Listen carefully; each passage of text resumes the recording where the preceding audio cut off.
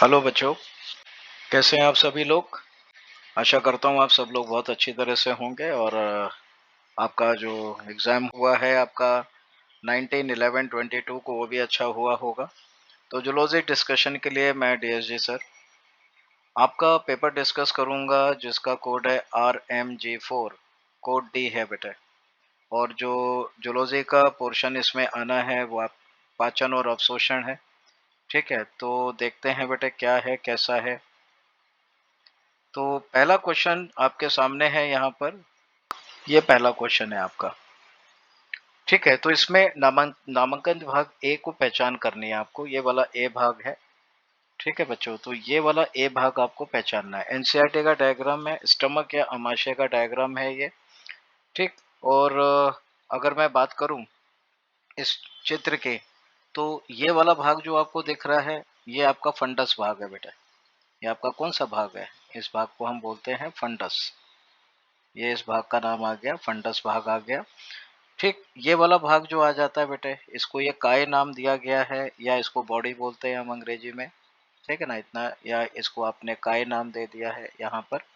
और ये वाला भाग जो आता है बेटे, इस भाग को हम बोलते हैं पाइलोरिक भाग। ठीक है ना, कौन सा भाग आ जाता है? ये पाइलोरिक भाग आ जाता है। ठीक, और अमाशय में एक ही भाग बच गया बेटे, तो ये वाला भाग जो आपको दिखाई दे रहा है ये भाग कौन सा हो जाता है? इस भाग को हम जठरागम या फिर हम बोलते हैं कार्डियक। कार्डियक नाम से ही पढ़ाया गया होगा आपको।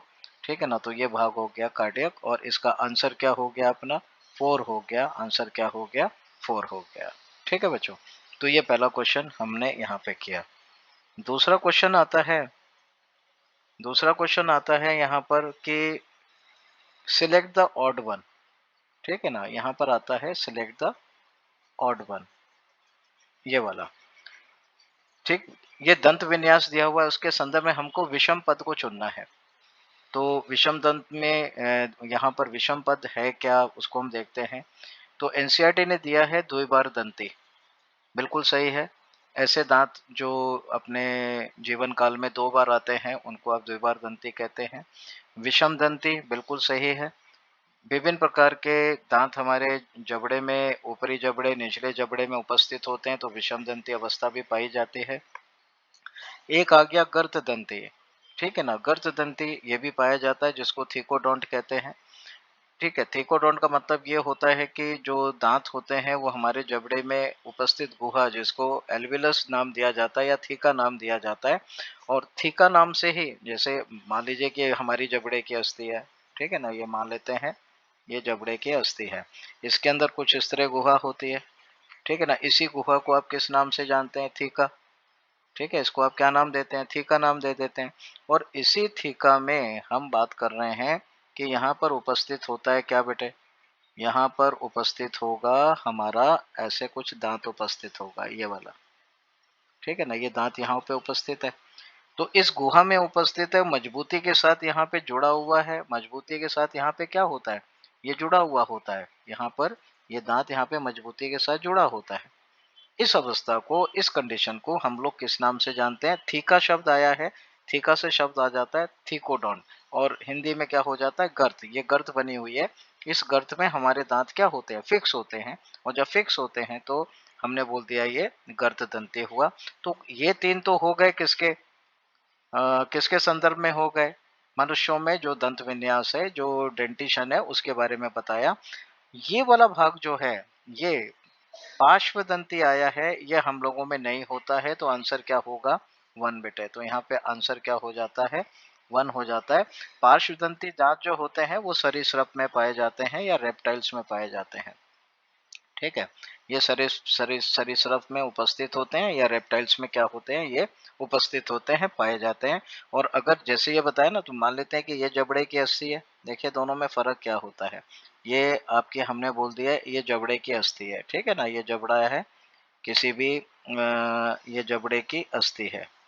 और जबड़े की अस्थि में जो दांत होते हैं ना, किसी गुहा में नहीं होते हैं, किसी गुहा में नहीं होते हैं। यहाँ पर जो दांत होते हैं वो दूसरी तरह से लगे होते हैं, ये ऐसे साइड से यूं, ये ये दांत आ गया। अगर इस तरह की अव्यवस्था है तो हम इसे क्या बोलते हैं, पार्श्वदंती बोलते हैं, या फिर हम बोलते हैं प्लेरोडोंट। तो आंसर क्या हो जाएगा बेटा, इसका आंसर हो जाएगा 1। आंसर क्या हो जाएगा, 1 हो जाएगा। तो ये आपको मैंने यहाँ पे बताया। नेक्स्ट क्वेश्चन पे चलते हैं हम लोग। नेक्स्ट क्वेश्चन पे देखते हैं क्या है।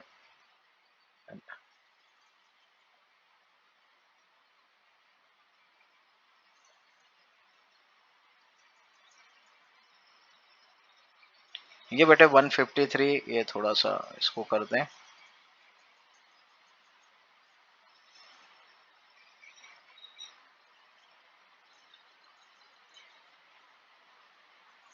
ये आ गया बेटे 153 आ गया। वो बोल रहा है कि all of the followings are the modification of mucosal lining of alimentary canal except. कभी भी क्वेश्चन आ जाए जो पूछा गया है उसको ऐसे अंडरलाइन कर लो। किसके अतिरिक्त, यहाँ पर आ गया अतिरिक्त, निम्नलिखित में सभी आहार नाल के म्यूकोजल आस्तर का रूपांतरण है। तो यहाँ पे आया कि अमाशय की बल्लियां, ठीक है ना, जो म्यूकोजा होता है बेटे उसमें फोल्ड्स पाए जाते हैं, वलन पाए जाते हैं, उन्हीं वोल्ट्स को हम लोग बोलते हैं, अंग्रेजी में बोलते हैं रूगी, ठीक है ना। तो ये रूगी आ जाता है, तो ये बिल्कुल इसका रूपांतरित भाग होता है म्यूकोजा का, बिल्कुल राइट है। विलाई आप पढ़ते हैं, ठीक है ना, अंकुर पढ़ते हैं या रस पढ़ते हैं, ये भी इसका बेटा रूपांतरित भाग होता है। Crypts of Lieberkuhn, crypts of Lieberkuhn भी जो है वो म्यूकोजल का ही क्या है बेटे, रूपांतरित भाग हो जाता है, ठीक है ना। क्रिप्स ऑफ लिवर कोन क्या होता है, मान लीजिए कि एक ये विलाई है, ठीक है ना, ये एक विलाई है, ये यहाँ पर मान लेते हैं दूसरी विलाई है। तो इनकी विलाई के बीच में जो ये आपको गर्त दिखाई दे रही है, दो विलाई के बीच में ये गर्त दिखाई दी, इसी को बेटे हम लोग बोलते हैं लीवर कोन। इसी को हम क्या बोलते हैं, लीवर कोन की प्रगुहिका या लीवर कोन की दरारें, ये भी आप नाम दे सकते हैं। तो यहाँ पर ये लीवर कोन की दरारें हो जाती हैं, ये आपके क्या हो गए हैं, अंकुर हो गए, ठीक है ना। यही रंकुर या रसांकुर जिसे आप नाम दे देते हैं, ये रंकुर, या अंग्रेजी में हम इसे क्या बोलते हैं, विलाई बोल देते हैं, और अंग्रेजी में बोलते हैं क्रिप्स ऑफ लेबर कोन, ठीक है। तो ये सारे के सारे रूपांतरित भाग है किसके, म्यूकोसा के। अब रह जाता है कौन म्यूकोसा का भाग नहीं है, तो आंसर क्या हो गया बेटे, त्रीन। ब्रूनर्स ग्रंथियां जो होते हैं ये उसका भाग नहीं होती हैं, क्योंकि ब्रूनर ग्रंथि बेटे अगर आपने पढ़ा होगा तो ये मान लीजिए मैं अनुप्रस्थ काट ले लेता हूँ आहार नाल के यहाँ पर। तो सबसे बाहर ये सिरोसा होता है, आपने पढ़ा होगा। सिरोसा के अंदर ये लॉन्गिट्यूडनल मसल होती है, पेशी होती है, लंबवत पेशी होती है। इसके अंदर की तरफ सर्कुलर पेशी होती है बेटे, वर्तुल पेशी होती है, ये लॉन्गिट्यूडनल वे, तो ये पेशी स्तर बनाते हैं। इसके नीचे आता है सब म्यूकोजा, इसके नीचे क्या आता है, सब म्यूकोजा, ठीक है, सब म्यूकोजा शब्द आता है। और इस सब म्यूकोजा में उपस्थित होती है क्या बेटे, ये ब्रूनर ग्रंथि यहाँ पर। तो ये म्यूकोजा का भाग नहीं है, क्योंकि ये म्यूकोजा आ गया, ये आ गया म्यूकोजा, ठीक है ना। तो ये म्यूकोजा का भाग नहीं होते हैं, तो ये आपके सामने तो इसका आंसर बेटे क्या हो जाएगा, इसका आंसर हो जाएगा 3। आंसर क्या हो जाएगा, 3। ये म्यूकोजा का भाग नहीं है, बाकी सब म्यूकोजा का ही रूपांतरित भाग होते हैं। वो आमाशय के रूगे हों, वो छोटी अपनी आंतों के छोटी आंत के विलाई या अंकुर हों, या फिर वो क्रिप्स ऑफ लिवर कोन या रिबल कोन की गुहिकाएं, या फिर रिबल लिवर कोन की दरारें हों, ठीक है ना। तो इनको हम लोग सारे ये जितने भी हैं म्यूकोजल की लाइनिंग होती है, और लाइनिंग हो गई तो बेटा ये आपका जो नहीं है वो आ जाती है ब्रूनर्स ग्रंथि। और ब्रूनर ग्रंथि मैंने आपको बता दी कहाँ पे उपस्थित होती है, ब्रूनर ग्रंथि उपस्थित होती है सब म्यूकोजा में, ठीक है ना। ब्रूनर्स ग्रंथि या ग्लैंड जो होता है वो कहाँ उपस्थित होता है, सब म्यूकोजा में उपस्थित होता है। तो ये आपको मैंने यहाँ पर इसके बारे में बताया। अब इसके बाद आता है क्वेश्चन नंबर 154। वो पूछ रहा है कि the part of the stomach which opens into the first part of the small small intestine, ठीक है, आमाशय का वह भाग जो छोटी आंत के प्रथम भाग में खुलता है। तो आपको समझाने के लिए अगर मैं यहाँ पे हल्का सा यहाँ पर एक डायग्राम से आपको दिखाना चाहूँ, तो ये मान लेते हैं कि इसोफेगस आ रहा है, और ना ये अपना आमाशय आ रहा है, ठीक है ना, ये मान लेते हैं आमाशय है, और ये देखिए भाग आ गया यहाँ पर। तो ये तो अपना हो गया क्या, यह हो गया आमाशय, ठीक है ना, स्टमक जिसको आप नाम देते हैं यह आमाशय हो गया। और आमाशय जो हो रहा है खुल रहा है छोटी आंत में, तो किसके द्वारा खुलता है, तो अब वही भाग आ जाते हैं। ये वाला भाग जो आता है इसको आप क्या नाम देते हैं, पाइलोरिक भाग। इस भाग को आप क्या नाम देते हैं, पाइलोरिक भाग बोलते हैं, ठीक है ना, क्योंकि ये आ गया। और हिंदी में आप इसे बोलते हैं जठर निर्गम के नाम से आप जानते हैं। तो ये वाला भाग खुल रहा है छोटी आंत में। ये छोटी आंत का कौन सा भाग है? ग्रैनी बोलते हैं इसे आप, ठीक है ना, या फिर आप इसे बोलते हैं डुओडेनम। इसे आप क्या नाम देते हैं? डुओडेनम। तो ये डुओडेनम का भाग है, तो ये खुल रहा है आके इसमें। और जब ये इसमें खुल रहा है तो कौन सा भाग खुल रहा है? पाइलोरिक भाग खुल रहा है। आंसर क्या हो जाएगा? पाइलोरिक, या फिर आपका क्या हो जाएगा? जठरे निर्गम, निर्गम नाम आ जाता है। तो ये आंसर क्या हो जाएगा यहाँ पर? 3 हो जाएगा। आंसर क्या हो जाएगा? 3 हो जाएगा यहाँ पर। ठीक है, तो ये क्वेश्चन आपका हुआ। ये क्वेश्चन नंबर 154 हुआ। अब अगले क्वेश्चन पे चलते हैं बेटे। अगले क्वेश्चन पे आया मैं। अब वो आपसे पूछ रहा है longest and highly coiled portion of the small intestine is, ठीक है ना, कि सबसे छोटी आंत का सबसे लंबा और अत्यधिक कुंडलित भाग जो होता है वो कौन होता है? तो आंसर क्या होगा बेटे? एलियम होगा। आंसर क्या होगा? एलियम होगा। एलियम जो भाग होगा वो कैसा भाग होगा? एलियम भाग सबसे लंबा और सबसे ज्यादा कुंडलित भाग ये होता है। तो आंसर क्या होगा? 2 हो जाएगा। आंसर क्या होगा? 2 होगा। आपने पढ़ा होगा, ठीक है ना। अब यहीं पे आप देख सकते हैं कि ये जो ग्रहणी भाग है ये सबसे छोटा भाग होता है। ये छोटी आंत का कैसा भाग होता है? सबसे छोटा भाग होता है। ये ग्रहणी जो होगा यहाँ पे आंत का कैसा भाग है? सबसे छोटा भाग है। और सबसे लंबा भाग कौन सा है? वो आपका आंसर 2 आ जाता है, जिसको एलियम बोलते हैं। तो ये आपका 155 क्वेश्चन यहाँ पे आपको मैंने बताया। नेक्स्ट क्वेश्चन आता है यहाँ पर, यह है बेटे नेक्स्ट क्वेश्चन, ठीक है ना। अब नेक्स्ट नेक्स्ट क्वेश्चन देखते हैं क्या है यहाँ पर। यह है बेटे, vermiform appendix arises from which part of the intestine? कृमि रूपी परिशेषिका आंत के कौन से भाग से निकलती है? तो अगर आपने पढ़ा होगा, ये मैं अगर बना रहा हूँ, ये भाग लिया मैंने, ठीक है, ये भाग लिया मैंने बड़ी आंत का, ठीक है, और इस बड़ी आंत में आके खुलती है छोटी आंत, ऐसे खुलती है आके, ठीक है। फिर ये ऐसे ऐसे आप पढ़ते हैं, ये बड़ी आंत का, ठीक है ना, कोलन का भाग है, आपने पढ़ा होगा, ये ऐसे कोलन का भाग बनता है, ये इस तरह, ये कोलन का भाग बना। फिर ये आके खुल जाएगा गुदानाल में, रेक्टम में, मलाशय में, फिर गुदानाल में एनएस द्वारा बाहर हो जाता है। इस वाले भाग को हम लोग नाम देते हैं सीकम बेटे। इस भाग को क्या नाम देते हैं? सीकम नाम देते हैं। ये बना यहाँ पर सीकम, ठीक है ना, अंधनाल जैसे बोला गया है, तो ये बनता है हमारा सीकम। ये बन गया सीकम। और देखिए यही सीकम के नीचे ये कौन सा भाग हुआ? इसी को बोलते हैं अंग्रेजी में वर्मीफॉर्म अपेंडिक्स। इसी को क्या नाम दिया है? Vermiform appendix. और हिंदी में हो जाएगा कृमि रूपी परिशेषिका। यही वाला भाग है बेटे जिसको मैंने बनाया हुआ है। तो ये किससे अराइज हुआ है? किससे निकला हुआ है? कौन से भाग से निकलती है? तो आंसर क्या हो जाएगा? सीकम। तो बेटे आंसर क्या हो गया? सीकम, जिसको हिंदी में अंधनाल दिया है। तो आंसर क्या हो जाता है? 4 बेटे। आंसर क्या हो गया? 4 हो जाता है। अगले प्रश्न पे चलता हूं मैं। अगले क्वेश्चन पे आता हूँ, और यहाँ पे स्टेटमेंट दिया हुआ है आपके सामने। यहाँ पर ये स्टेटमेंट दिया हुआ है कि consider the following statement with respect to histology of alimentary canal.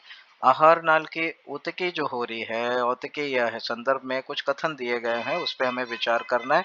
और फिर हमको देखिए क्या करना है, सही विकल्प को पहचानना है। ऐसे करें, यूं आप अपने टेस्ट में भी ना इसको ऐसे ही वो कर लिया करें बेटे, तो कभी गलत नहीं होगा आसानी से। अब आप सारी चीजें बड़ी आसानी से कर लेंगे। तो 157 में देखते हैं, एक एक को हम लोग देखते हैं। 157 में कि नंबर 1 मैंने लिया कि सेरोसा कुछ संयोजी ऊतक सहित एक पतली मेसोथेलियम की बनी होती है। तो ये बेटे स्टेटमेंट बिल्कुल करेक्ट है। Serosa made up of thin mesothelium बेच करी, तो ये राइट हो गया आपका। Muscular is formed of involuntary striated muscle. यहाँ पर इसको ध्यान से देखिए, ये स्टेटमेंट गलत हो गया। इनवॉलेंट्री स्ट्राइटेड नहीं होगा, यहाँ पर रेखित नहीं होगा, अरेखित पेशी होगा, ठीक है ना। तो ये स्टेटमेंट बेटे क्या हो गया? गलत हो गया। फिर आगे चलते हैं। Oblique muscle is present in whole alimentary canal. ये जो ऑब्लिक पेशी की बात हो रही है, तिरछी पेशी की बात हो रही है, ठीक है ना, तिर्यक पेशी जिसको आपने, या सिंपल सी भाषा करें तो हो जाता है। तो ये होती कहाँ है? तो देखिए यहाँ पर फिर से अगर मैं भाग लेता हूँ, यहाँ पर ये आहार नाल का मैं सेक्शन अगर लेता हूँ, मान लेते हैं ये आहार नाल का सेक्शन लिया, तो ये सबसे बाहर तो हो गया सेरोसा, ठीक है ना, बाहर सबसे क्या हो गया सेरोसा, अंदर की तरफ फिर से आ गई वही लंबवत पेशी, अंदर की तरफ आ गई लंबवत पेशी और बाहर की तरफ आ गई सर्कुलर पेशी, है ना, सुपरतुल पेशी। ये भाग हो गया किसका, सब म्यूकोजा का, और सबसे अंदर का भाग जो हो गया ये हो गया किसका, म्यूकोजा का, ये भाग किसका हो गया, म्यूकोजा का। अब अगर ये बेटे अमाशय है, ध्यान से सुनिएगा मेरी बात को, अब अगर ये अमाशय है तो यहाँ पर एक अलग से पेशी उपस्थित होती है, ये तीन दो पेशी तो हैं ही, इसके अलावा ये देखिए तिरछी पेशी, इसको ऑब्लिक पेशी बोलते हैं, और ये ऑब्लिक पेशी जो होती है केवल और केवल किसमें होती है, ये ऑब्लिक पेशी है, ठीक है ना बेटा, ये इसको हमने बोला है ऑब्लिक मसल या ऑब्लिक पेशी, या हिंदी में आपने लिखा हुआ है तिर्यक पेशी, ठीक है ना, ये आगे तिर्यक पेशी, ठीक है, ये संपूर्ण आहार नाल में नहीं होती है बेटे, ठीक है ना, ये संपूर्ण आहार नाल में नहीं होती है, ये केवल पाई जाती है केवल अमाशय में, केवल किसमें उपस्थित होती है, ये केवल अमाशय में उपस्थित होती है, तो ये स्टेटमेंट भी कैसा हो गया, गलत हो गया, ये स्टेटमेंट कैसा हो गया, गलत हो गया, तो आपने बोला सर ये स्टेटमेंट भी क्या हो गया, गलत हो गया। अब आ जाता है कि सब म्यूकोजा जो होता है शिथिल लूज कनेक्टिव टिश्यू की बनी होती है, जिसमें तंत्रिकाएं रक्त और वाहिनी उपस्थित होती हैं, तो ये स्टेटमेंट बिल्कुल राइट है बेटा, ये स्टेटमेंट कैसा हुआ, बिल्कुल राइट हुआ। तो ए और डी राइट है, बी और सी गलत है, ए और डी राइट है तो आंसर क्या हो जाएगा बेटे, 4 हो जाएगा, आंसर क्या हो जाता है इसका, 4 हो जाता है, तो ये आपका आंसर यहाँ पे आ जाता है। अगले प्रश्न पे चलता हूं मैं, ठीक है ना, ये आ गया प्रश्न 158, और 158 में यहाँ पर लिखा है विच of the following is not secreted by exocrine part of pancreas, निम्नलिखित में कौन सा अग्नाशय, ठीक है ना, अग्नाशय में हम बोल रहे हैं अग्न्याशय में बहिस्रावी भाग का स्रावित नहीं होता है, ठीक है ना, तो आपको मालूम है अग्नाशय में बेटे अग्नाशयी रस होते हैं, ठीक है ना, अग्नाशयी रस होते हैं, ठीक है, और अग्नाशयी रस का भाग कौन नहीं है देखते हैं, तो आपका काइमोट्रिप्सिन अग्नाशय रस का भाग है, ट्रिप्सिन अग्नाशय रस का भाग है, न्यूक्लियस अग्नाशय रस का भाग है, तो ये तीनों तो भाग हैं, लेकिन ये जो इंसुलिन है बेटे ये आपका बाह्यस्रावी भाग नहीं होता है, ये होता है अंतःस्रावी भाग बेटे, ये होता है कैसा भाग, ये आया किससे बेटे, अंतःस्रावी भाग से, ठीक है, ये हुआ भाग किसका, अंतःस्रावी भाग, और अंतःस्रावी भाग जो होता है, अंतःस्रावी भाग जो बनाता है वो कौन बनाता है बेटे, अंतःस्रावी भाग बनाता है आइलेट्स ऑफ लैंगरहैंस बेटे, ठीक है ना, आइलेट्स ऑफ लैंगरहैंस, इसको बोलते हैं लैंगरहैंस की द्वीपिकाएं, ठीक है ना, ये बनाते हैं, ठीक, तो आंसर क्या हो जाएगा बेटे, आंसर हो जाएगा इसमें 4, आंसर क्या हो जाएगा, 4 हो जाएगा, आंसर इसमें हो जाता है 4, ठीक है, तो ये आपको मैंने यहाँ पे इसके बारे में बताया,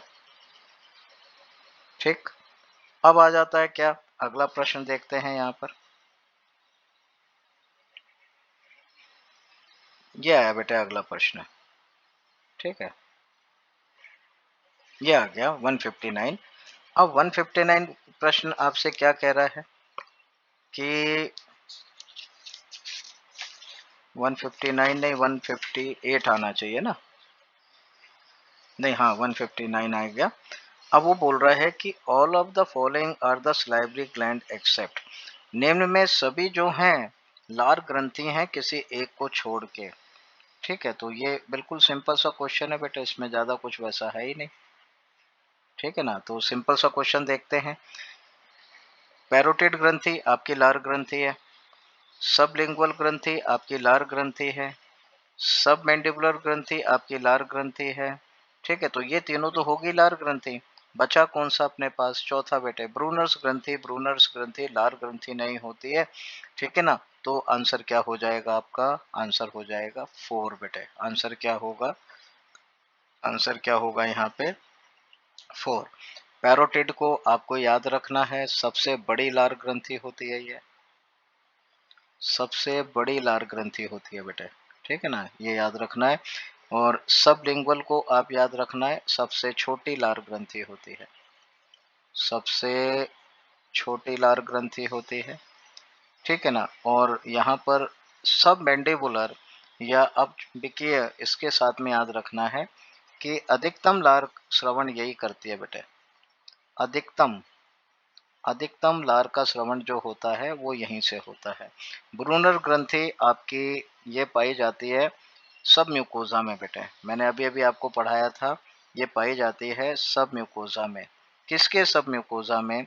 तो आप बोलेंगे ग्रहणी के, ड्यूोडेनम के, ठीक है ना। सब म्यूकोजा में, ग्रहणी के सब म्यूकोजा में या ड्यूोडेनम में ये उपस्थित होती है, ठीक है। तो ये आपको आंसर क्या हो जाएगा यहाँ पे? 4 हो जाता है। 159 के बाद मैं चलता हूँ आगे की तरफ। 160 आ गया बेटा यहाँ पर, ठीक है ना। अब 160 में आप ध्यान से पढ़िए क्या बोल रहा है कि ये कोई विकार है, डिसऑर्डर है। The faeces are retained, faeces जो होते हैं वो रिटेन्ड हो जाते हैं within the colon as the bowel movements occur irregularly, ठीक है ना। तो ये कौन सा डिसऑर्डर, कौन सा होगा? आंसर होगा कॉन्स्टिपेशन बेटे, कब्ज।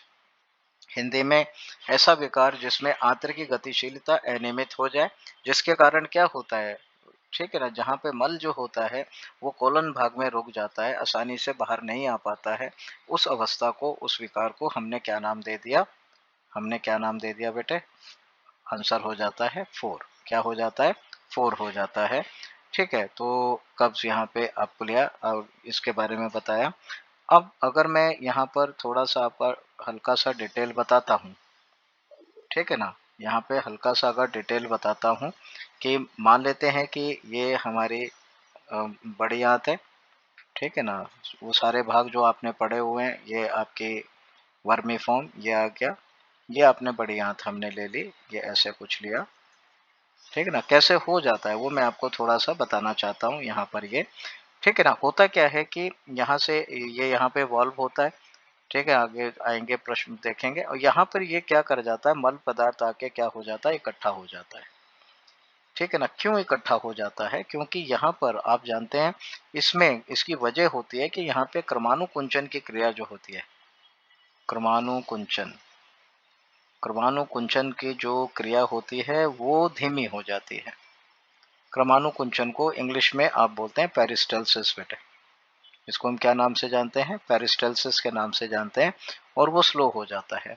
और जब स्लो हो गया बेटे तो क्या होगा यहाँ पर? तो आप बोलेंगे कि सर जब स्लो हो गया तो यहाँ से क्या होगा? एक्सेस, ठीक है ना, अधिक जल की क्या होगा? अवशोषण हो जाता है। यहाँ पे जल का क्या हो जाता है? अवशोषण अधिक मात्रा में हो जाता है। और जब जल का अवशोषण अधिक मात्रा में हो गया तो ये मल भाग क्या हो जाता है बेटे? ठोस हो जाता है। ये मल भाग क्या हो जाता है? अत्यधिक ठोस हो जाता है और ये आसानी से बाहर नहीं आ पाता है। इसी को हम लोग बोलते हैं कॉन्स्टिपेशन। इसी को क्या नाम देते हैं? कॉन्स्टिपेशन के नाम से आप इसे जानते हैं, ठीक है ना। तो ये आपका हो जाता है। अब आ जाता है 161 क्वेश्चन। अब 161 क्वेश्चन में यहाँ पर आपको सबसे पहली बात कि आपको चूज करना है किसको? इनकरेक्ट को, ठीक है ना। आपको चूज करना है गलत को। एग्जाम में आप इसी तरह मार्क कर लिया करें, कभी गलती नहीं होगी, ठीक है ना। और वो किसके संदर्भ में करना है? लेवर, लेवर को आप यकृत बोलते हैं, यकृत के संदर्भ में क्या गलत है ये आपको इसमें से पहचानना है, ठीक है ना। ये हो गया। तो देखते हैं कौन सा स्टेटमेंट सही है, कौन सा गलत है। तो पहला इसने लिखा है कि largest gland of the body, शरीर का सबसे बड़ा सबसे बड़ी ग्रंथि है। तो बिल्कुल सही है भैया, ठीक है ना। शरीर की सबसे बड़ी ग्रंथि कौन सी है? ये है, बिल्कुल राइट है। वैस में इसका वजन इतना इतना, इस बिल्कुल सही है, लिखा हुआ है। फिर इसने दिया है कि ये अग्नाशय के ठीक नीचे उदर गुहा में होता है। अग्नाशय के ठीक नीचे लिखा हुआ है तो ये स्टेटमेंट गलत हो जाता है बेटे। ये अपने डायफ्राम, तनुपट के ठीक नीचे होता है, अग्नाशय के ठीक नीचे नहीं होता है। तो ये स्टेटमेंट कैसा हो गया बेटे? ये गलत हो गया। तो हमको गलत ही पहचानना था, तो ये। और लास्ट देख लेते हैं, हेपेटिक्स फॉर्म अरेंज इन कॉर्ड्स, ये भी राइट हो जाता है, ये भी राइट हो जाता है। तो यहाँ पर ये राइट, 1 नंबर राइट है, 2 भी राइट है, 4 भी राइट है। तो आंसर क्या हो गया बेटे? 3। आंसर क्या हो जाता है? 3। आंसर हो जाएगा इसका 3। थर्ड आंसर जो होगा वो इसका क्या हो जाता है? राइट हो जाता है। अब पहुंचे हम अगले भाग पे। अगले भाग पे आते हैं कि opening of hepatopancreatic duct into the duodenum is guarded by. ठीक है ना। ओपनिंग पूछ रहा है हेपेटो पैनक्रियाटिक डक्ट। अगर आपको याद होगा कि अगर मैं एक यहाँ पे बनाऊं कि एक मान लीजिए ये लीवर की तरफ से आ रही थी, इसको बोलते हैं सीबीडी कॉमन बाइल डक्ट बेटे, इसको बोलते हैं सीबीडी कॉमन बाइल डक्ट। और जब ये यहाँ नीचे की तरफ आती है तो आपने पढ़ा होगा कि इससे इससे जुड़ जाती है हमारी कौन सी बेटे, पैनक्रियाटिक डक्ट। ठीक है ना। मान लीजिए मैंने पैनक्रियास बना दिया ऐसे समझाने के लिए, ठीक है ना, अग्नाशय है या फिर हमने बोल दिया ये हमारा क्या हो जाता है, पैनक्रियास हो जाता है। ठीक है ना, ये पैनक्रियास बन गया। अब क्या हुआ, अब ये दोनों मिलके एक नई डक्ट बना देते हैं। ये दोनों के दोनों मिलके क्या करते हैं, ये एक नई नई डक्ट बनाते हैं। देखिए ये यहाँ पे आ गई और इसी को बेटे हम बोलते हैं हेपेटो पैनक्रियाटिक डक्ट। ये लिखा हुआ है आपका हेपेटो पैनक्रियाटिक डक्ट। ठीक है ना। हिंदी में आपने लिखा है यकृत अग्नाशयी वाहिनी, यही आ गई यकृत अग्नाशयी वाहिनी। क्योंकि एक यकृत की तरफ से आ रही है ये वाली, एक अग्नाशय की तरफ से आ रही है, तो नाम क्या दे दिया यहाँ पर। एनसीईआरटी ने फिर क्या बताया कि ऐसे कुछ ऐसे फूल जाती है, और जब ये फूल गई तो ये क्या बनाती है, एम्पुला ऑफ वेटर बेटे। क्या बनाती है ये, एम्पुला ऑफ वेटर। ये एम्पुला ऑफ वेटर का निर्माण करती है। और ये एम्पुला ऑफ वेटर जो होते हैं ये बेटे खुल जाते हैं किसमें जाके, ये जाके खुल जाते हैं किसमें, ये खुल जाते हैं यहाँ पर आके ड्यूोडेनम में या ग्रहणी में। ये किसमें खुल गए आके, ये आके ग्रहणी में या ड्यूोडेनम में खुल जाते हैं। तो देखिए ऊपर से ये लाते हैं पितरस को, जिसको आप बाइल बोलते हैं। ठीक है ना, यहाँ से लाते हैं और ये दोनों, और यहाँ पर बेटे अवरोधनी होती है, स्पिंटर होते हैं। इस स्पिंटर को आप किस नाम से जानते हैं, ये स्पिंटर यहाँ पे ये लिखा है चौथे नंबर का, यही आंसर है आपका। ठीक है ना, ये आ गया आंसर 4। इसको आप बोलते हैं स्पिंटर ऑफ ओडाई, ये लिखा हुआ है स्पिंटर ऑफ ओडाई, या फिर ओडाई की आपने बोल दिया अवरोधनी, और ये आपका आंसर हो जाता है। तो यहाँ पे बेटे आंसर क्या हो जाएगा, आपका आंसर हो जाएगा 4। आंसर क्या हो जाएगा 4। ठीक है ना, तो आंसर हो गया 4। मैंने आपको बहुत डिटेल में बता दिया, कोई कंफ्यूजन रहने की संभावना होनी नहीं चाहिए। अब पहुंचते हैं 63 पे।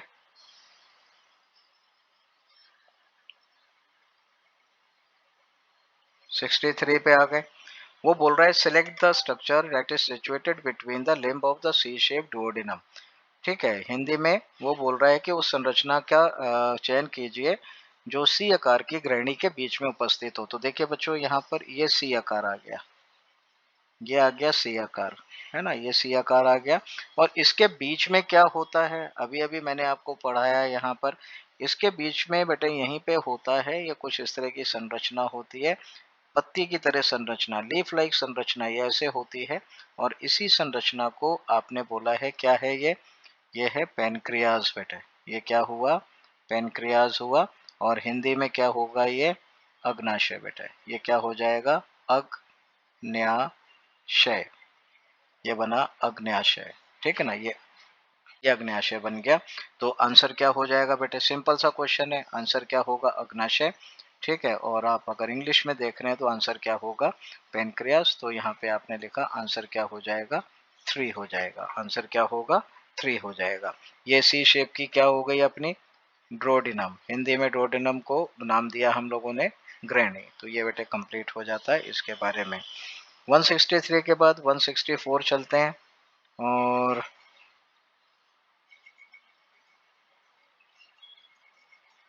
ये आ गया 164।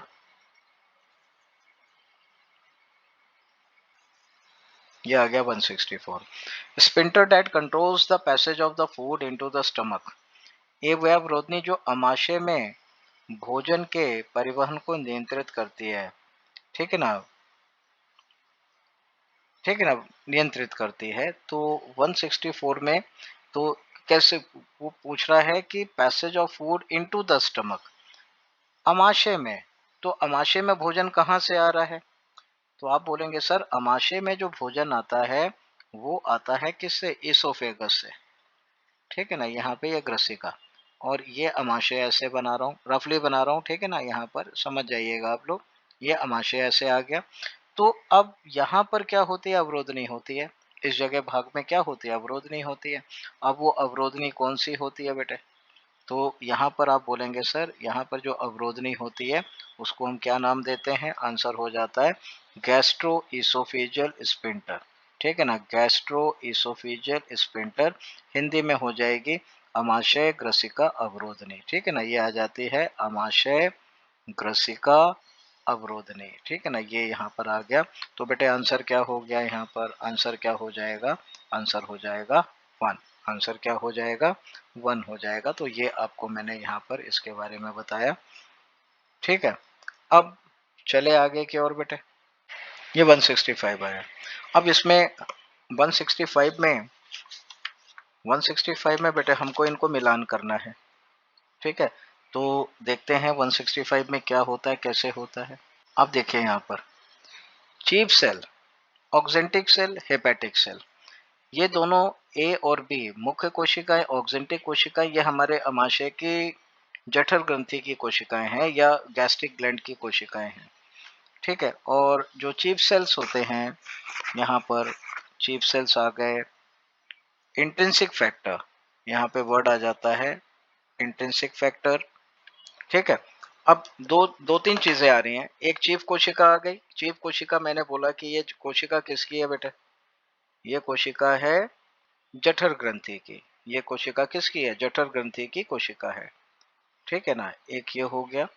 जठर ग्रंथि के अलावा यहाँ पर आपका दूसरी कोशिका जो आती है, जो दूसरी कोशिका है ऑक्सेंटिक कोशिका, वो भी जठर ग्रंथि की कोशिका है, वो भी कैसी है, जठर जठर ग्रंथि की कोशिका है। और हेपेटिक कोशिका वो यकृत कोशिका है, यकृत की कोशिका है। तो देखिए यहाँ पर चीफ सेल जो होते हैं, मुख्य कोशिकाएं जो होती हैं, वो स्रावित करती हैं किसको बेटे, वो स्रावित करती हैं पेप्सिनोजन को। ऑक्जेंटिक कोशिकाएं जो होती हैं वो स्रावित करती हैं किसको, बी जो होता है ये स्रावित करता है नेज कारक बेटे, ये आ गया नेज कारक, इंट्रिंसिक फैक्टर, ठीक है ना, विटामिन बी 12 के अवशोषण के लिए अति आवश्यक होता है इंट्रिंसिक फैक्टर। और यकृत कोशिकाएं बेटे स्रावित करती हैं किसको, पित्त को, ठीक है। तो यही आपका, तो आप इसको मिलान करेंगे तो मेरे ख्याल में क्या आ जाता है, आंसर 2 हो जाएगा। तो सिंपल सा होगा, इसमें आंसर क्या हो जाएगा, 2 हो जाएगा। अब आ गया बेटा 166। अब 166 में वो पूछ रहा है कि विच of the following is hydrolyse in the buccal cavity, निम्न में से कौन सा जल अपघटित होता है हमारे मुख गुहा में, ठीक है ना। तो जल अपघटित यानी हाइड्रोलिसिस की बात हो रही है। तो देखते हैं यहाँ पर बेटे, है ना, ऐसे क्या करें, ये होता नहीं है, ग्लूकोज होता नहीं है, ये होता नहीं है। जब ये तीन नहीं होते हैं बेटे, ठीक है ना, तो एक ही ऑप्शन आपको चाहे आता हो या ना आता हो, आपका आंसर क्या हो जाएगा बेटे, आपका आंसर क्या हो जाएगा, स्टार्च हो जाएगा। एनसीईआरटी ने क्या बताया है आपको, एनसीईआरटी ने बोला है कि 30% स्टार्च बेटे, 30% स्टार्च का जो पाचन होता है वो हमारे मुख गुहा में हो जाता है, ये याद रखना है आपको, एनसीईआरटी का ही पार्ट है। तो ये आपका आंसर बेटे यहाँ पे क्या हो जाएगा, आंसर हो जाएगा 3, आंसर क्या हो जाएगा 3 हो जाएगा। अगले उस पे चलते हैं, ये आ गया। अब देखिए यहाँ पर आ गया चूज द इनकरेक्ट स्टेटमेंट, यानी जो कथन सही नहीं है, गलत कथन है, उसको हमें चुनना है। तो देखते हैं कौन सा गलत कथन है और क्या है, कैसे है।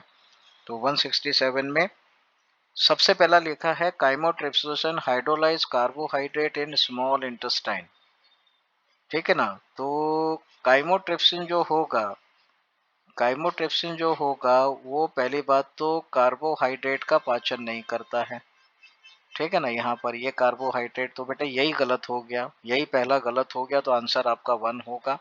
यहाँ पर आपको अगर आपने पढ़ा होगा तो ये आ जाता है काइमोट्रिप्सिन, है ना, ये आ गया काइमोट्रिप्सिन। और ये काइमोट्रिप्सिन क्या करता है, ये एक प्रोटीन पे बेटे काम करता है, उसका नाम है कैसिन।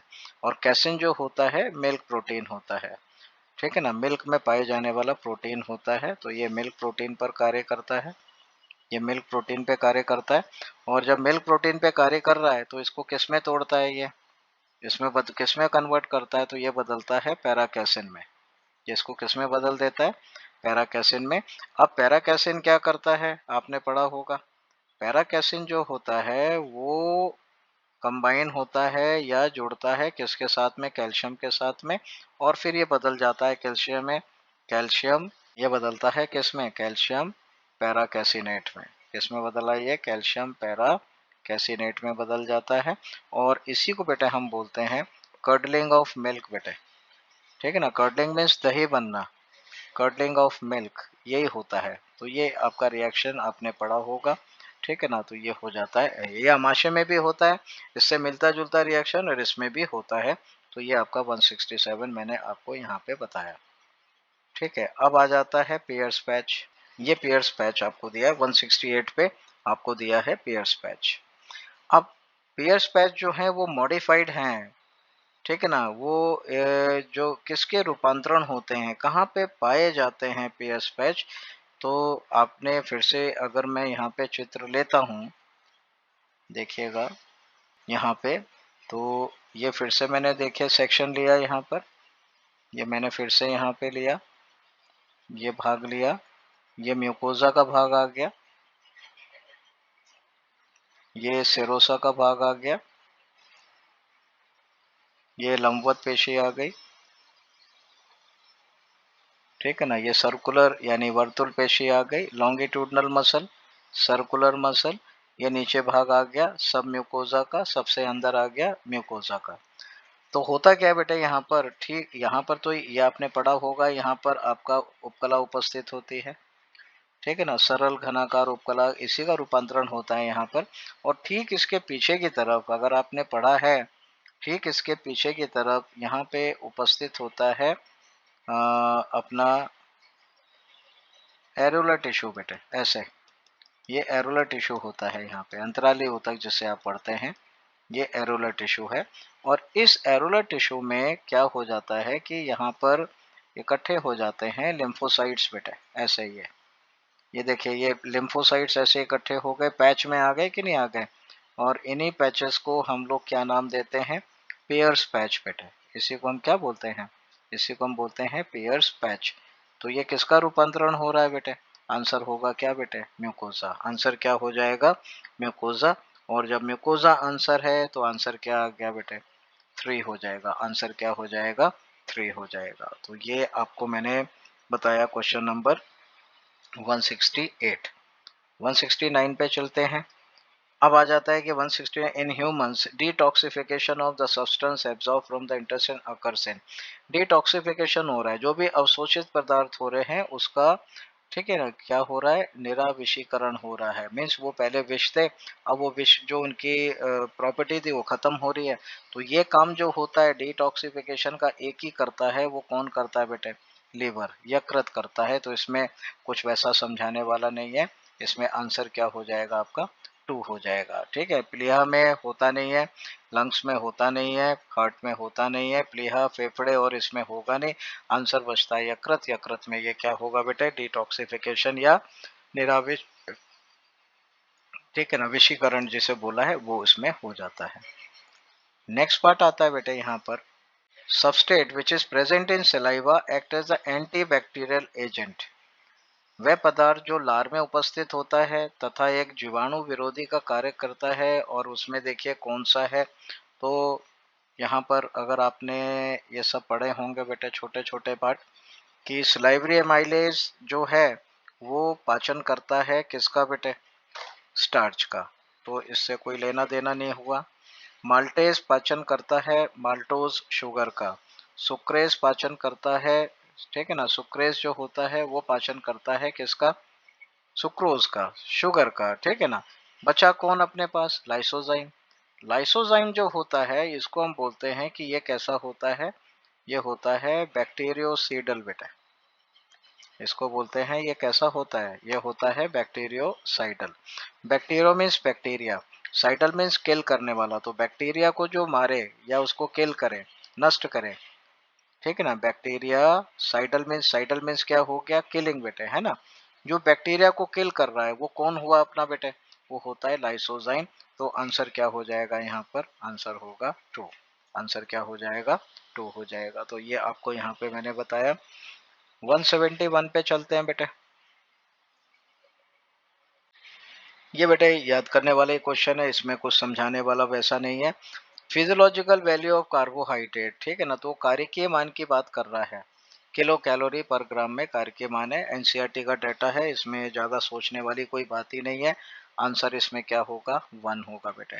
आंसर क्या होगा इसमें, 1 होगा। एनसीईआरटी में सीधा सीधा दिया हुआ है 4.0, 4.0 और 9.0, ठीक है ना। तो एक कार्बोहाइड्रेट है, ये प्रोटीन है, ये आपका वसा हो गया। तो तीनों का सीक्वेंस आपको मालूम है, ये आंसर हो जाता है इसमें 1। आंसर क्या हो जाएगा, 1 हो जाएगा। फिर आ जाता है 172, ये आ गया 172। अब इसमें ऑड वन चूज करना है बेटे हमें, ठीक है ना। ऑड वन मतलब हमको इसमें से विषम, ठीक है ना। तो सेकस एंटेरिकस, तो शब्द आया है सेकट एंटेरिकस, ये हुआ हमारा इंटेस्टाइनल जूस बेटे। ये अपना कौन सा जूस हुआ, इंटेस्टाइनल जूस, ये हो जाता है इंटेस्टाइनल जूस। ये हुआ इंटेस्टाइनल जूस, ये हुआ इंटेस्टाइनल जूस, ठीक है ना। हिंदी में आंत्रिय रस हो गया ये, ठीक है ना। हिंदी में क्या हो गया, आंत्रिय रस, ठीक है। अब वो पूछ रहा है कि इनमें से कौन सा इनका भाग नहीं है, नहीं पूछा है। तो आप देखिए यहाँ पर ये है बेटे, माल्टेज है, न्यूक्लियोसाइड है, ये है, ये है, ये है।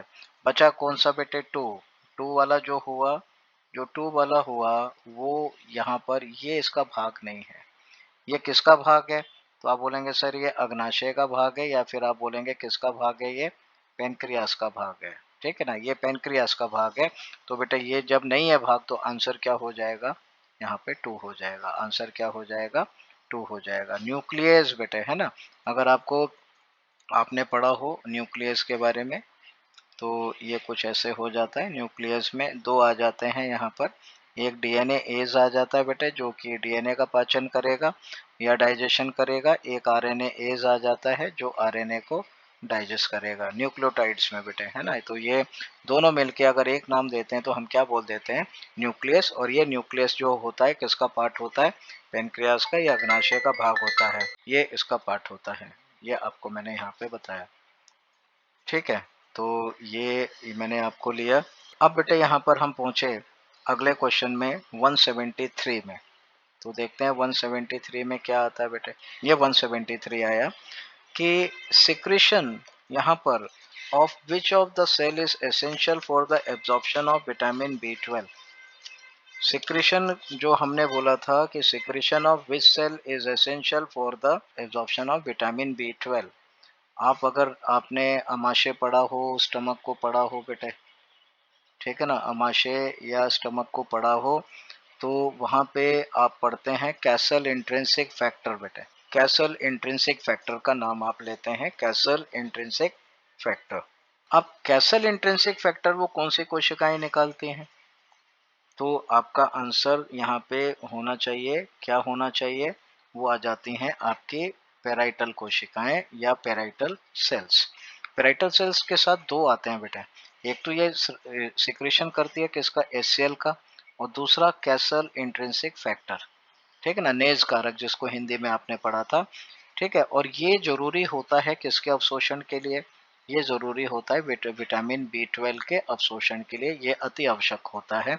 और जब अति आवश्यक है तो कौन सा एसेंशियल होगा, तो आंसर क्या हो जाएगा बेटे, आंसर हो जाएगा 2। कौन हो जाएगा, आंसर क्या हो जाएगा, 2 हो जाएगा, ठीक है ना। ये आपका आपका यहाँ पे इसके बारे में आ जाता है, ठीक है। अब यहाँ पर क्या हुआ, इसमें नेक्स्ट पार्ट आता है यहाँ पर 174। अब 174 में पूछ रहा है which among of the following is responsible for coagulation of milk in infants. तो यहाँ पर जो इम्पोर्टेंट वर्ड है वो आया है इन्फेंट्स बेटे। यहाँ पर जो मुख्य वर्ड आया है, शब्द आया है, वो नवजात है। और नवजात में आपने पढ़ा है कि जो अमाशय में, ठीक है ना, यहाँ पर फिर से वही आ जाती हैं पेराइटल कोशिकाएं, वही प्रोरैनिन निकालते हैं। प्रोरैनिन जो होता है आपने पढ़ा होगा, एचसीएल की उपस्थिति में सक्रिय हो जाता है या एक्टिव हो जाता है रेनिनिन में। तो ये आपका आंसर होगा रेनिनिन। क्या होगा, ये रेनिनिन होगा, ठीक है ना। ये दोनों में देखिए मिलते जुलते शब्द हैं। ये वाला भाग जो होता है ये हमारे किडनी से होता है बेटा, किडनी से स्रावित होने वाला है, ठीक है ना। किडनी में आपने पढ़ी होंगी जेजी कोशिकाएं, ठीक है ना, जेजी सेल्स बेटे, है ना, ये इससे स्रावित होता है, जो कि ब्लड प्रेशर का नियमन या रेगुलेशन करता है।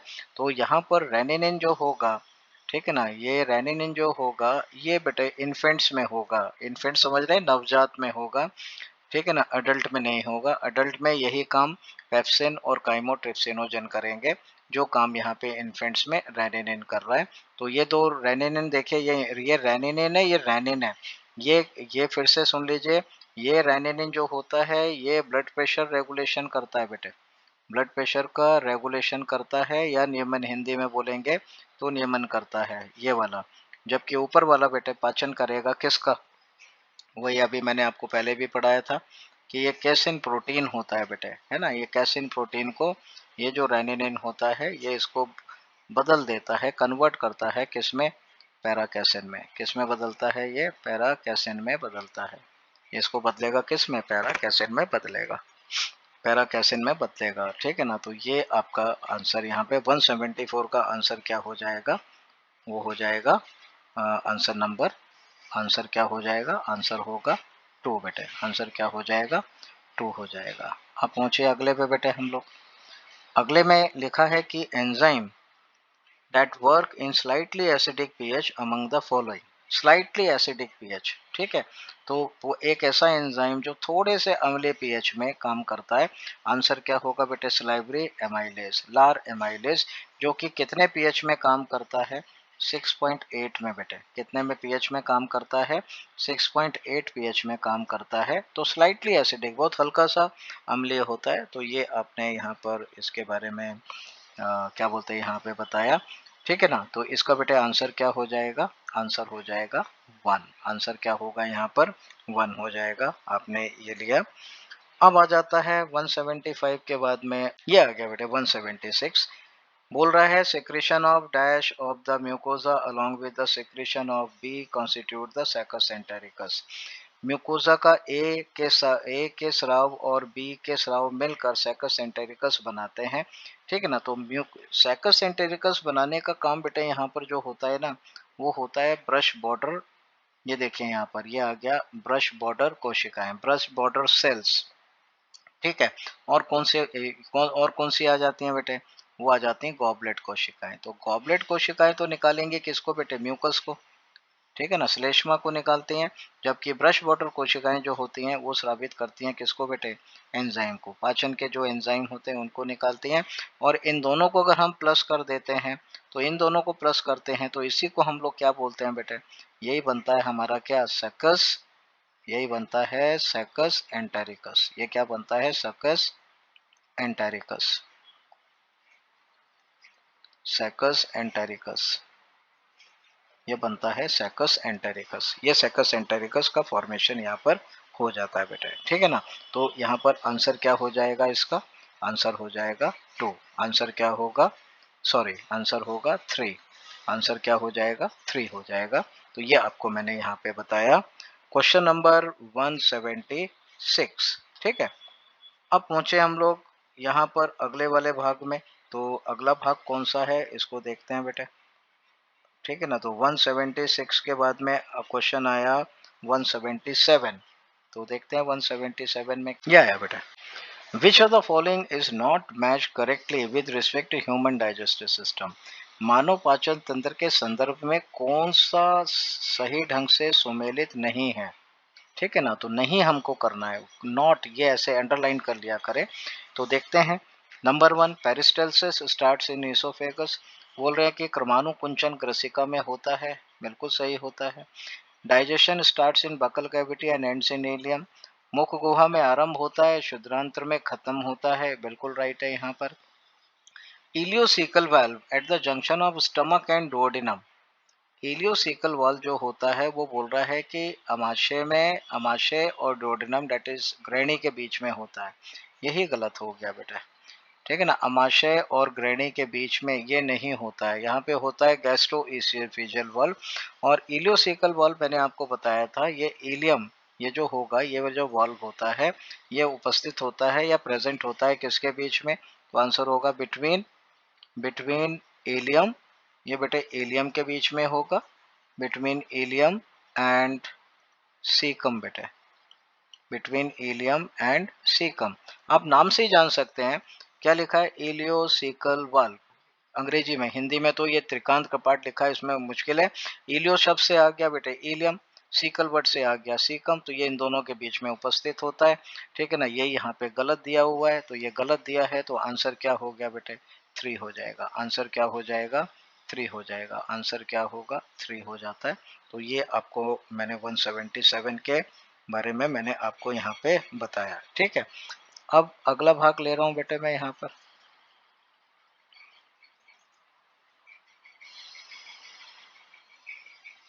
जी हाँ, अब 178 में यहाँ पर दो स्टेटमेंट दिए हुए हैं, उनको पढ़ना है और उनको देखना है। तो देखते हैं पहले इंग्लिश में। For absorption fatty acid and glycerol are the first incorporated into micelles.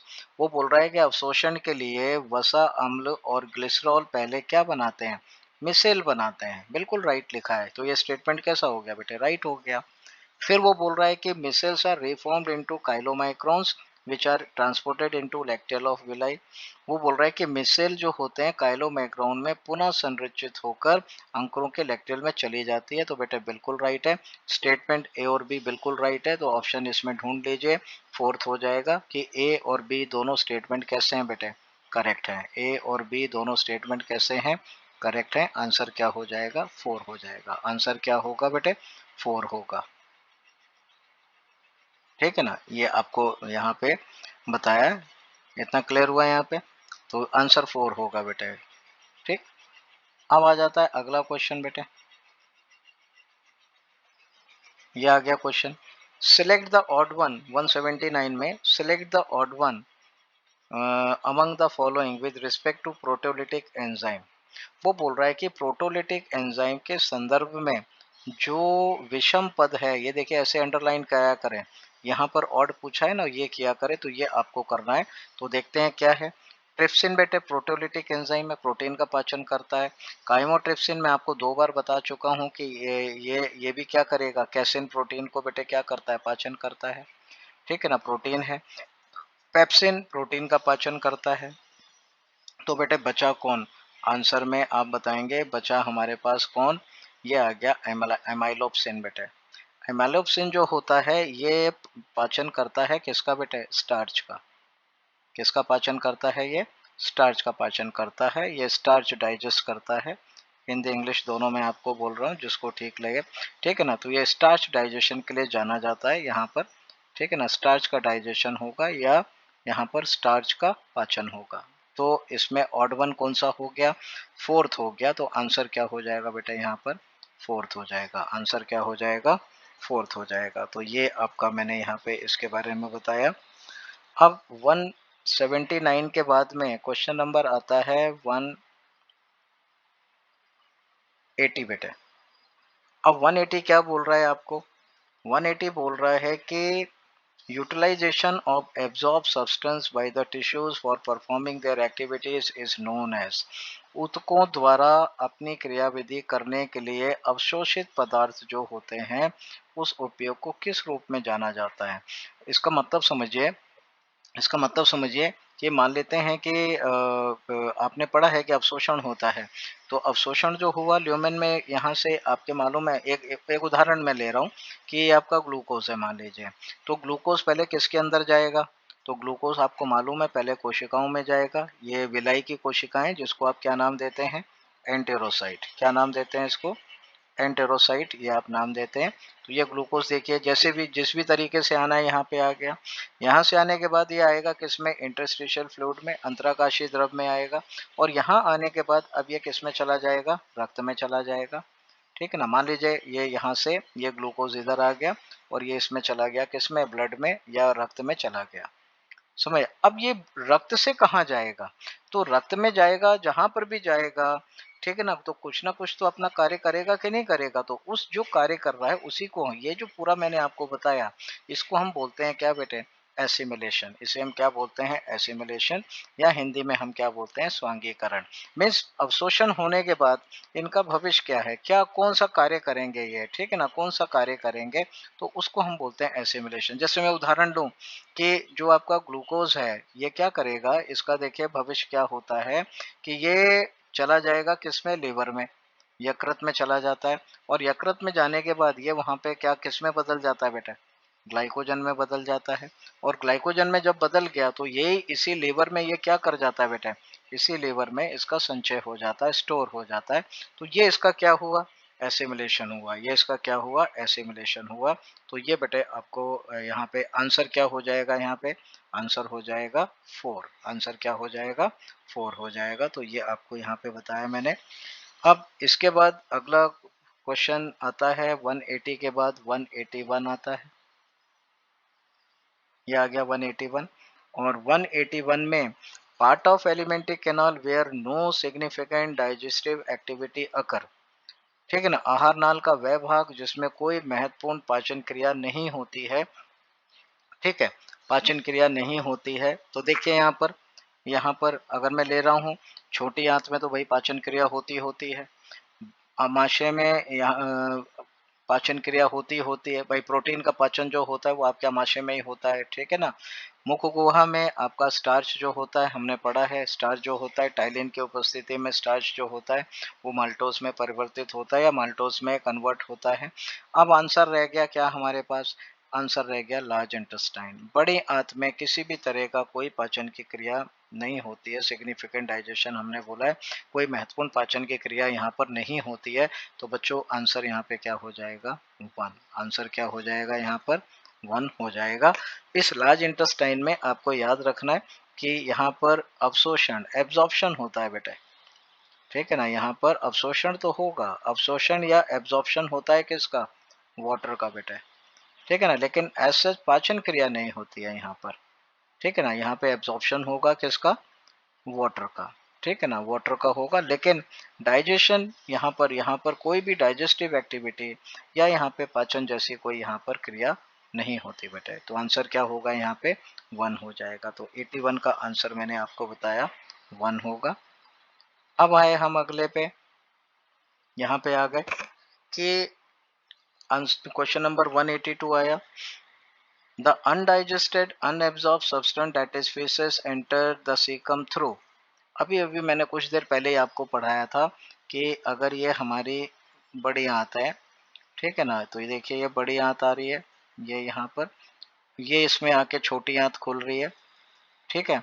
और ये भाग अभी मैंने पढ़ाया था वर्मीफॉर्म अपेंडिक्स और इसको मैंने नाम दिया था सीकम, पहले पढ़ा चुका हूँ मैं आपको, ठीक है। तो वो आपसे क्या पूछ रहा है कि वो यहाँ पे जो भी फूड आएगा वो किसके द्वारा आएगा यहाँ पर। तो ये एक वेल पढ़ा था हम लोगों ने अभी, यहाँ पे क्या नाम पढ़ा था, इसको पढ़ा था हम लोगों ने इलियोसेकल, इलियोसेकल वेल्व, क्या पढ़ा था हम लोगों ने यहाँ पर, इलियोसेकल वेल्व। तो ये एक एक ही डायरेक्शन में क्या करेगा, फूड को आने देगा, एक ही दिशा में भोजन को आने देता है, वापस नहीं जाने देता है, ठीक है ना। तो जो जो भी अनडाइजेस्टेड है, ठीक है ना, बिना पचा हुआ भोजन है, वो अंधनाल में जाएगा, सीकम में जाएगा, किसके द्वारा जाएगा, तो आंसर क्या हो जाएगा, इलियोसेकल वेल्व। तो इलियोसेकल वेल्व कहाँ पे दिया हुआ है, ये ऑप्शन नंबर 2 में दिया हुआ है। तो इसका आंसर क्या हो जाएगा, आंसर हो जाएगा 2 बेटे, आंसर क्या हो जाएगा 2 आंसर हो जाता है। तो ये आपको मैंने यहाँ पे बताया। अब पहुंचते हैं हम लोग अगले क्वेश्चन पे बेटे। 183 में वो पूछ रहा है, small amount of monosaccharide like glucose are generally absorb by all of the following except बेटे।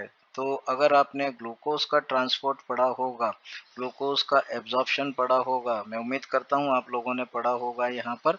तो ग्लूकोज जो होता है, ध्यान से, बहुत इंपॉर्टेंट क्वेश्चन है बेटे, आपके नीट के लिए भी ये इंपॉर्टेंट है। तो इसका एक्टिव ट्रांसपोर्ट होगा, सक्रिय परिवहन होगा, बिल्कुल होगा। क्योंकि ये जब कैसे होगा बेटे, जब ये निम्न सांद्रता से उच्च सांद्रता की ओर जाएगा, लो कॉन्सेंट्रेशन से हाई कॉन्सेंट्रेशन पे जाएगा तो एक्टिवली जाएगा। जब किसी प्रोटीन की सहायता से जाएगा बेटे तो ये सुगम परिवहन या फैसिलिटेड होगा यहाँ पर, ठीक है ना। और जब ये अपने आप जा रहा है यानी हाई कॉन्सेंट्रेशन से लो कॉन्सेंट्रेशन में जाएगा, ठीक है ना, उच्च सांद्रता से निम्न सांद्रता में जाएगा, तो कैसे जाएगा बेटे, डिफ्यूजन द्वारा जाएगा। किसी भी हाल में कैसे नहीं जाएगा ये बेटे, कैसे नहीं जाएगा, परासरण या ऑस्मोसिस द्वारा नहीं जाएगा। परासरण से केवल एक ही चीज जाती है, वो क्या होती है बेटे, आपका जल होता है। Glucose, amino acid, fatty acid, ये तो ये कभी परासरण से नहीं जाएंगे, ठीक है ना। कैसे, ठीक है, तो आंसर ये नहीं होगा, इसके द्वारा नहीं जाएगा। तो आंसर क्या हो जाएगा बेटे, 4 हो जाएगा। आंसर क्या हो जाएगा, 4 हो जाएगा। तो ये आपको याद रखना है, अच्छा क्वेश्चन है, इसको याद रखिएगा। 183 के बाद मैं आ रहा हूँ 184 में। ये आया 184 में। Vomiting reflex is controlled by vomiting centre located in, बहुत सिंपल सा आंसर है इसका, ठीक है ना। ये आ जाता है कि वमन प्रतिवर्ती क्रिया वमन केंद्र द्वारा नियंत्रित होती है, जो स्थित होता है, जो स्थित होता है, कहाँ स्थित होता है। आंसर बेटे सीधा सा आंसर है मेडुला ऑब्लोंगेटा बेटे, मेडुला में होता है, ठीक है ना, मेडुला ऑब्लोंगेटा। आंसर यहाँ पे क्या होगा, आंसर होगा यहाँ पे 2 बेटा, ठीक है ना। ये जो मेडुला है, ये हमारी समस्त, ठीक है ना, ये हमारी सभी इनवॉलेंट्री यानी कि अनैच्छिक क्रियाओं को बेटे क्या करता है, नियंत्रित करता है। ये हमारी अनैच्छिक क्रियाओं को क्या करता है बेटे, नियंत्रित करता है। इंग्लिश में अगर मैं बात करता हूँ तो कंट्रोल्स ऑल इनवॉलेंट्री एक्टिविटी बेटे, ठीक है ना। कंट्रोल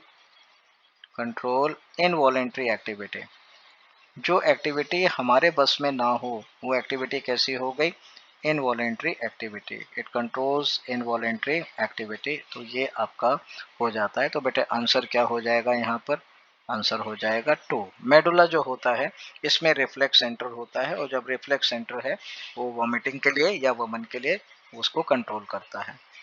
अब पहुंचे हम अगले पे बेटे, आ जाता है 185, इनकरेक्ट फ्यूचर विथ डायरिया, ठीक है ना। तो प्रवाहिका या डायरिया के संदर्भ में हमको फिर से देखिए, इनकरेक्ट हमको पता लगाना है, हमको गलत पता लगाना है। तो जब गलत पता लगाना है तो देखते हैं क्या होता है, कैसे होता है। तो यहाँ पर देखते हैं बेटा, यहाँ पर abnormal frequency in bowel movement, आंत्र में असामान्य गति बारंबार आता होती है, तो ये राइट है बेटा, ठीक है ना। Increase liquidity of the faecal, जब भी दस्त होते हैं तो वो liquid pass out, water pass out होगा, तो मल पदार्थ में तरलता क्या होगी, वृद्धि होगी होगी, ठीक है ना। रिड्यूस एब्जॉर्प्शन ऑफ फूड, क्योंकि क्या बोलते हैं, क्रमानुकुंजन की क्रिया असामान्य रूप से बढ़ जाती है, तो भोजन का अवशोषण बेटे नहीं हो पाता है पूर्ण रूप से, तो कम हो जाता है, तो भोजन का अवशोषण में कमी हो जाती है, ये भी होगा। Bile pigment and deposition in the skin, त्वचा में पित्तवर्णों का जमा, ये गलत हो गया यहाँ पर, ये गलत हो गया, तो हमको गलत ही चुनना है। तो ये स्टेटमेंट कैसा है, गलत है, क्योंकि ये जो आपने लक्षण पढ़ा है किसका पढ़ा है, पीलिया का। पीलिया को आप क्या बोलते हैं, जॉइंटिस, ठीक है ना। ये लक्षण किसका है बेटे, जॉइंटिस का है, तो ये इसका तो है नहीं, तो आंसर क्या हो जाएगा बेटे, आंसर होगा यहाँ पर 4 बेटे। आंसर क्या हो जाएगा, 4 हो जाएगा। आंसर क्या हो जाएगा यहाँ पे, 4 हो जाएगा। तो ये 185 का आंसर मैंने आपको यहाँ पे डिस्कस किया। अब चलते हैं बेटे अगले क्वेश्चन पे। अगला क्वेश्चन आ रहा है कि विच of the following is not the cause. देखिए फिर से नॉट आया है, जब इस तरह आया करो तो ऐसे आप कर लिया करो, ताकि आपको याद रहेगी कि हमको करना क्या है, ठीक है ना। कॉज ऑफ इनडाइजेशन, इनडाइजेशन यानी अपच की बात कर रहे हैं, ठीक है ना, अपच जिसे बोलते हैं यार, ये हो गया।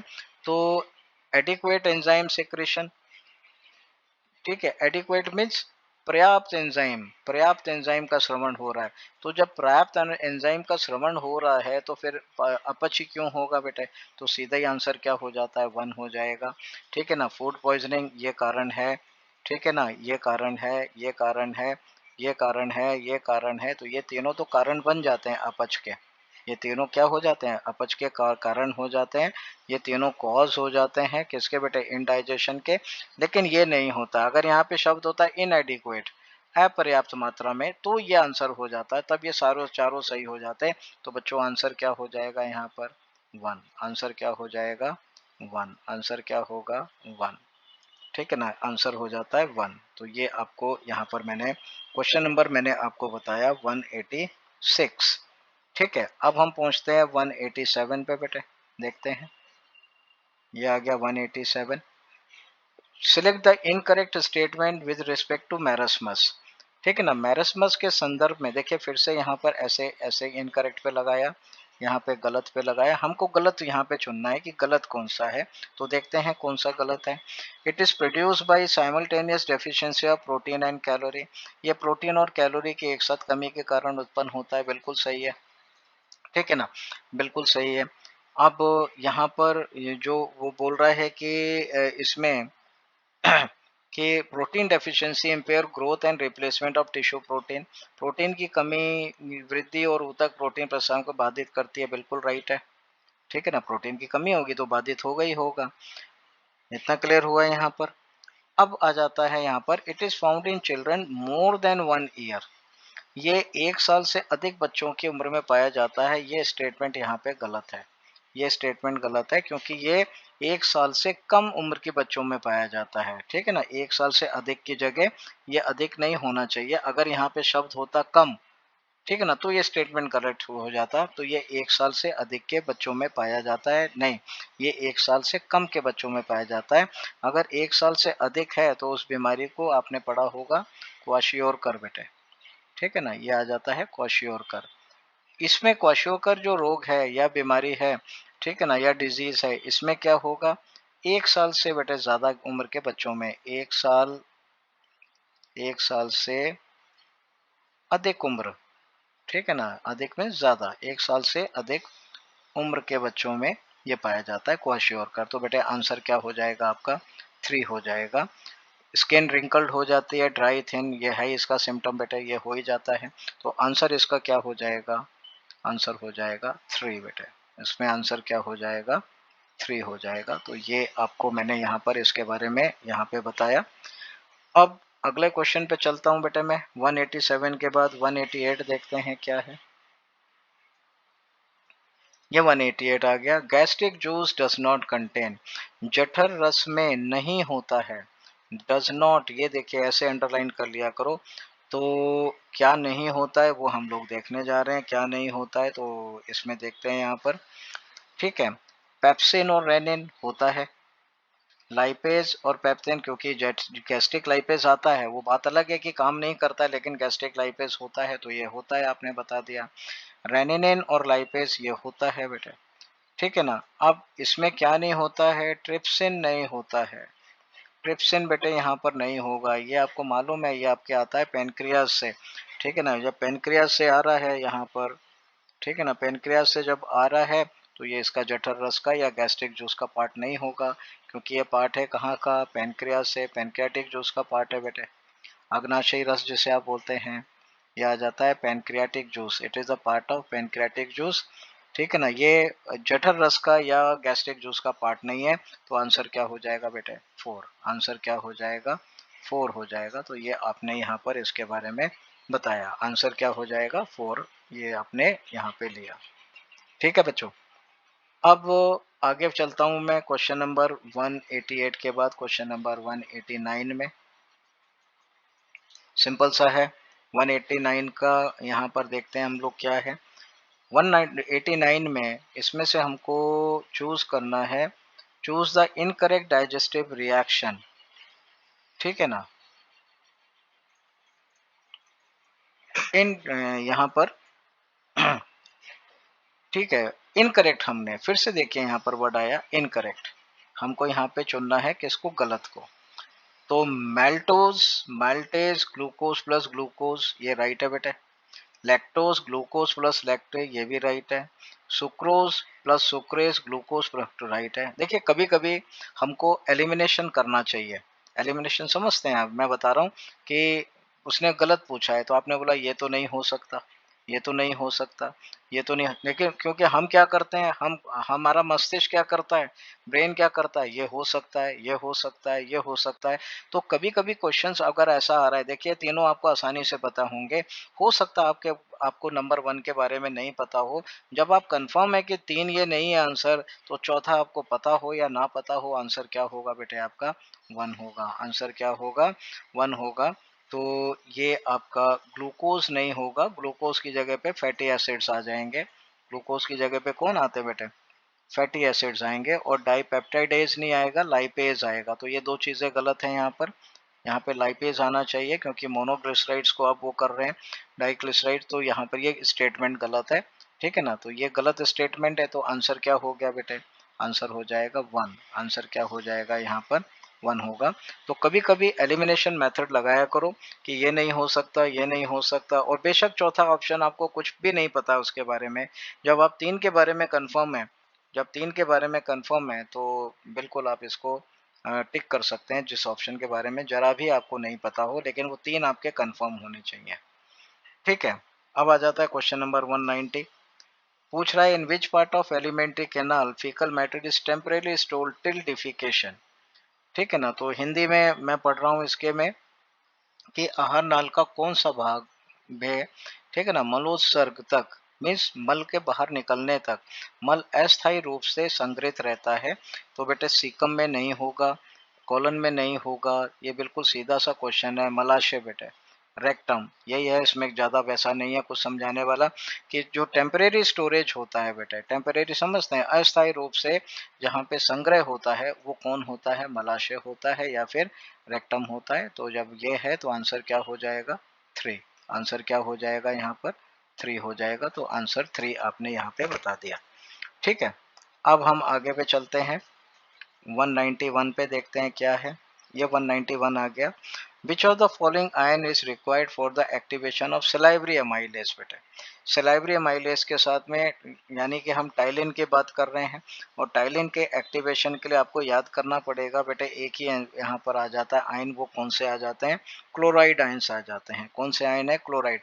बाकी का कोई रोल होता नहीं है, तो इसलिए सीधा बेटे आंसर है यहाँ पर, इसका आंसर क्या हो जाएगा 3 हो जाएगा। आंसर क्या होगा 3। आंसर क्या हो जाएगा यहाँ पर 3 हो जाएगा। तो बस ये याद ही करना है कि सलाइवरी अमाइलेज टाइलिन को एक्टिवेट होने के लिए कौन सा आयन चाहिए, तो आंसर क्या हो जाएगा यहाँ पर, आंसर हो जाएगा क्लोराइड आयंस। ठीक है, तो क्लोराइड आयंस आपके 3 में है, तो ऑप्शन नंबर क्या हो गया 3 हो गया। इसके बाद बेटे आता है अपने पास में 192 क्वेश्चन, तो देखते हैं क्या है। X is the smallest part of the colon and lacks mesentery. Mesentery नहीं होती है यहाँ पर। एक्स वृद्धरांत्र का सबसे छोटा भाग है, इसमें मेसेंट्री का अभाव होता है। ठीक है ना, तो एक्स के लिए जो सही विकल्प है वो क्या होगा, तो सबसे छोटा भाग देखिए यहाँ पर फिर से मैं अगर बना रहा हूँ, तो ये मैंने लिया यहाँ पर ये सीकम, और सीकम में खुल रही है हमारी इलियम, और यहीं पे नीचे प्रेजेंट है वर्मीफॉर्म अपेंडिक्स, तो ये भाग आ गया देखिए ये वाला। ठीक है ना, और देखिए यहाँ पर ये भाग लिया मैंने कुछ, ये ऐसे लिया। ठीक है ना, बड़ी हाथ आ गया कि नहीं आ गया, ये मैं ले रहा हूँ ये सिग्मोइड यहाँ पर। तो इस ये कोलन का भाग है बेटे, तो कोलन के भाग को, इस वाले भाग को आप नाम देते हैं असेंडिंग कोलन, आरोही। ठीक है ना, ये शॉर्ट में लिख रहा हूँ असेंडिंग कोलन। जो भाग ये वाला है इसको बोलते हैं ट्रांसवर्स कोलन, अनुप्रस्थ वृद्धांत्र जिसे आप लिखा हुआ है।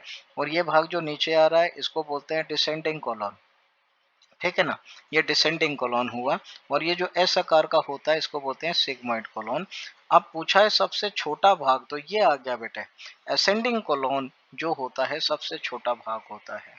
ठीक है ना, ये आरोही यहाँ पे वृद्धांत्र जो होता है ये इसका सबसे छोटा भाग होता है। ठीक है ना, तो ये आपके सामने आंसर बेटे क्या हो जाएगा, आंसर हो जाएगा 2। आंसर क्या हो जाएगा 2 हो जाएगा, तो आंसर 2 आपने यहाँ पर इसके बारे में बता दिया। तो 192 हो गया। 192 के बाद चल रहा हूँ 193 में। अब इसमें आपको सिलेक्शन इनकरेक्ट का करना है बेटे। ठीक है ना, तो कौन सा इनकरेक्ट है उसको हम लोग देखते हैं। तो जॉइंटिस में लिवर अफेक्टेड होता है, राइट है बेटे। पीलिया में यकृत प्रभावित होता है। काइमोट्रिप्सिन जो होता है milk coagulation of enzyme, chymotrypsin दुग्ध स्कंदन एंजाइम होता है, बिल्कुल राइट है। ठीक है ना, काइमोट्रिप्सिन मैंने पहले भी पढ़ाया था कि ये हमारे कैसिन प्रोटीन को बेटे किस में बदल देता है, ये हमारे कैसिन प्रोटीन को बदल देगा किसमें, पैराकैसिन में। ठीक है ना, तो ये भी राइट हो गया यहाँ पर। क्लियर हुआ बेटे। अब आ रहा है पेनक्रियास बेटे, पेनक्रियास ग्लीसन संपुट, बस यही गलत हो गया बेटे। तो जब गलत हो गया तो यही आंसर हो गया। आंसर क्या होगा बेटे, यहाँ पर 3 होगा। क्यों गलत है उसको भी बताता हूँ। आंसर क्या होगा 3 होगा। गलत इस वजह से है, तो ये जो ग्लीसन संपुट आया है, ये जो भाग होता है ये यकृत पाली के आसपास होता है बेटे। ठीक है ना। ये यकृत बेटे, यकृत पाली का भाग है, यकृत पाली को घेर के रखता है, ठीक है ना। यकृत पाली ग्लीसन कैप्सूल इंग्लिश में बोल रहा हूँ, तो it is the covering of, ये कवरिंग होती है किसकी बेटे, हेपेटिक लोब्यूल्स के, ठीक है ना। लीवर आपका हेपेटिक लोब्यूल्स का बना है और हेपेटिक लोब्यूल्स के बाहर जो कवरिंग होती है उसी को हम लोग क्या बोलते हैं बेटे, ग्लीसन कैप्सूल।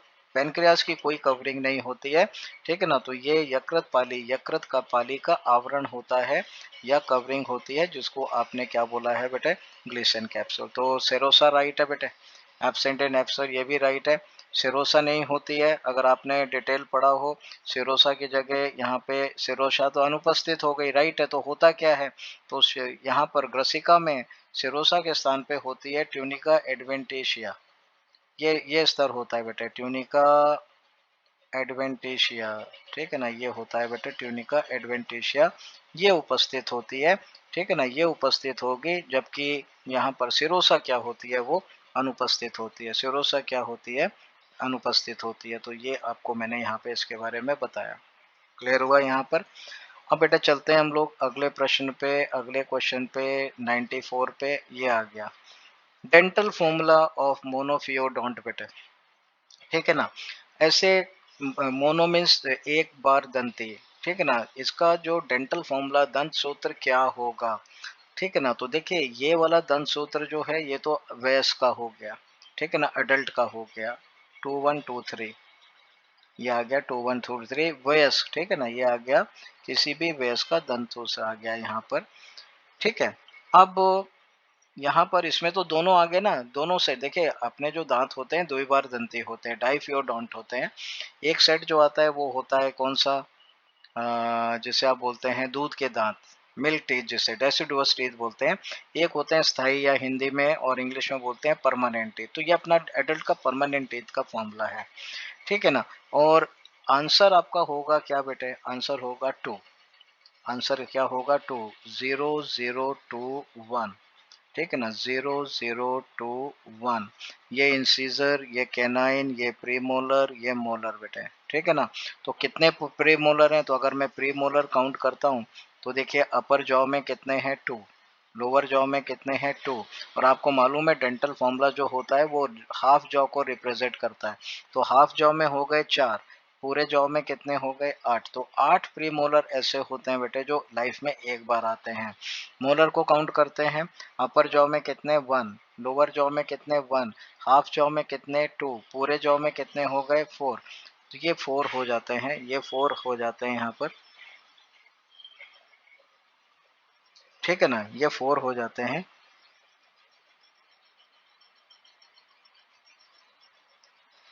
ठीक है ना।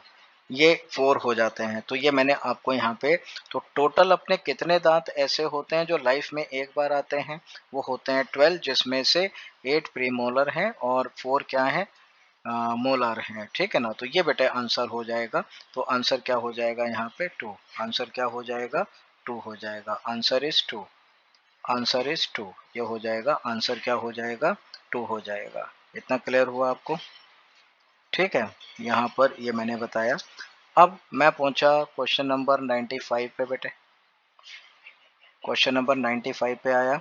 और क्वेश्चन नंबर 95 में, क्वेश्चन नंबर 95 में वो पूछ रहा है कि hardest substance of the human body helps in, तो हार्डेस्ट सब्सटेंस पूछा है, मानव का कठोरतम पदार्थ कौन सा है, तो ये पदार्थ कौन सा है, इनेमल है, पढ़ा है आप लोगों ने, ठीक है ना। ये आपने जब दांत की संरचना या स्ट्रक्चर पढ़ा होगा टूथ का तब पढ़ा होगा। तो हार्डेस्ट सब्सटेंस कौन आ जाता है बेटा, इनेमल आ जाता है। और इनेमल आपका है किसका, दांत का स्ट्रक्चर है। और टूथ आपके किस में हेल्प करेंगे, क्या निगलने में हेल्प करेंगे, नहीं। एब्जॉर्प्शन में हेल्प करेंगे, नहीं। मैस्टिकेशन में, चबाने में हेल्प करेंगे, यस। तो आंसर क्या हो गया, ये हो गया। ये निगलने में हेल्प नहीं करेंगे, ये हेल्प नहीं करेंगे, किस में हेल्प करेंगे, इसमें। तो बेटा आंसर क्या हो गया इसमें, आंसर हो जाएगा 3, आंसर क्या हो जाएगा यहाँ पर 3 हो जाएगा। तो ये आपको मैंने यहाँ पर इसके बारे में बताया। 95 के बाद बेटे आता है 96, ठीक है ना। और 96 में मैंने लिया, पढ़ा कि comprehend the given the statement and select the incorrect one, ठीक है ना। हमको इस पे विचार करना है। फिर से देखिए गलत विकल्प को चुनना है, इनकरेक्ट, यहाँ पे ये आ गया इनकरेक्ट, ठीक है ना, ये हमको यहाँ पे चूज करना है। तो अब हम देखते हैं यहाँ पर 196 में कि upper surface of the tongue has the papillae has the taste buds. जिह्वा के ऊपरी सतह पे पेपिला होते हैं, बिल्कुल होते हैं, और उसमें स्वाद कलिकाएं होती हैं कुछ में। तो ये स्टेटमेंट राइट हो गया बेटे। Salivary glands are situated within the buccal cavity. Salivary glands बोल रहा है जो लार ग्रंथि होती हैं वो मुख गुहा के भीतर होती हैं, यही गलत हो गया बेटे। ये इनकरेक्ट पूछा है ना, तो आंसर 2 हो जाएगा। ये भीतर नहीं होती हैं बेटे, ठीक है ना, ये बाहर स्थित होती हैं। ये जो लार ग्रंथि होती हैं बाहर होती हैं, ये बेटे विद इन नहीं होती हैं। विद इन की जगह क्या होती हैं, आउटसाइड द बकल कैविटी होती हैं। तो आपसे रॉन्ग स्टेटमेंट पूछा हुआ है, तो 196 का स्टेटमेंट क्या हो जाएगा बेटे, क्या हो जाएगा, आंसर क्या हो जाएगा, 2 हो जाएगा। आंसर क्या होगा, 2 हो जाएगा।